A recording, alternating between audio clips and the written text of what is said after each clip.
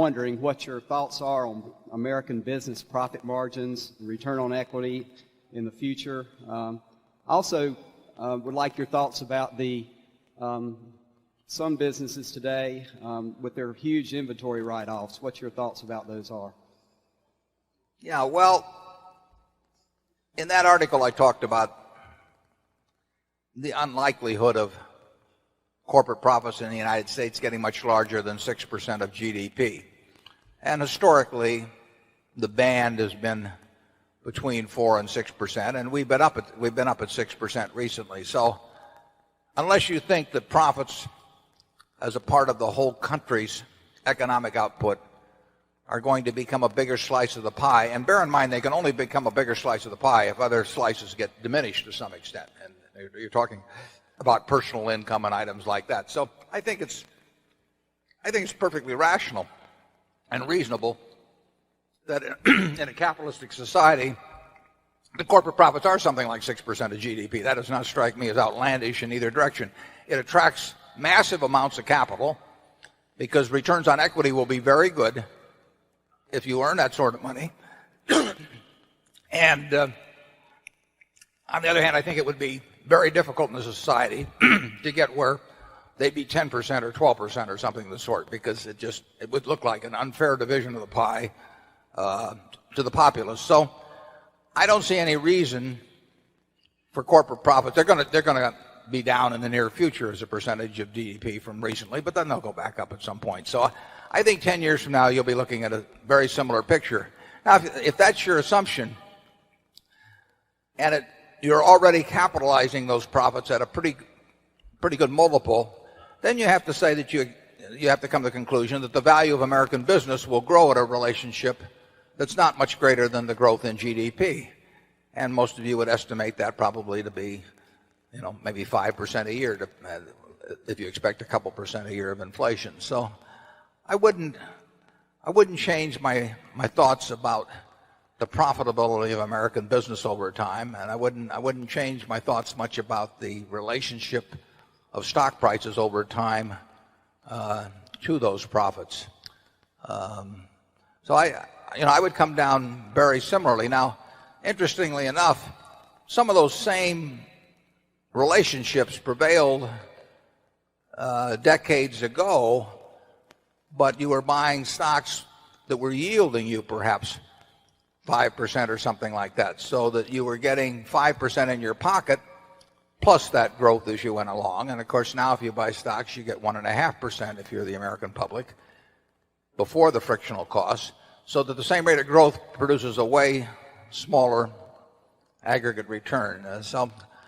I think stocks are a perfectly decent way to make 6 or 7% a year over the next 15 or 20 years. But I think anybody that expects to make 15% per year, or expects their broker or investment advisor to make that kind of money, is living in a dream world. And it's particularly interesting to me that back when the prospects for stocks were far better, I even wrote something about this in the late 70s, pension funds were using investment rate assumptions that were often in the 6% or thereabout range.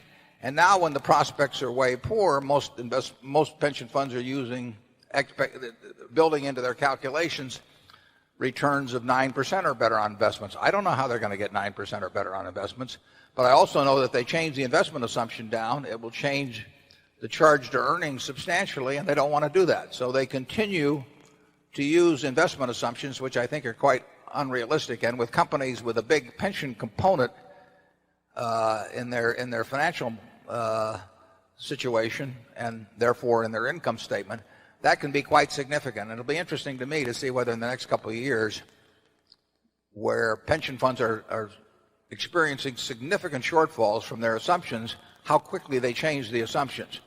And the consulting firms are not pushing them to do that at all. It's very interesting. The consulting firms are telling them what they want to hear, which is hardly news to any of us, but it's what's taking place. Second question about inventory write-offs. That gets into the category entirely of big bath charges, which are the tendencies of management when some bad news is coming along to try and put all the bad news that's happened into a single quarter or a single year and even to put the bad news that they are worried about happening in the future into that year. And it leads to real deception in accounting. The SEC has tried to get quite tough on that, but my experience has been that managements that want to do it usually can find some ways to do it. And managements frequently are more conscious of what numbers they want to report than they are of what has actually transpired in a given quarter or a given year. Charlie? Yeah, pension fund accounting is drifting into scandal by making these unreasonable investment assumptions. It's evidently it's just part of the human condition that people extrapolate the recent past. And so since returns from common stocks have been high for quite a long period, they extrapolate that they will continue to be very high into the future. And that creates a lot of reported earnings in terms of pension benefits that aren't available in cash and are likely not to be available at all.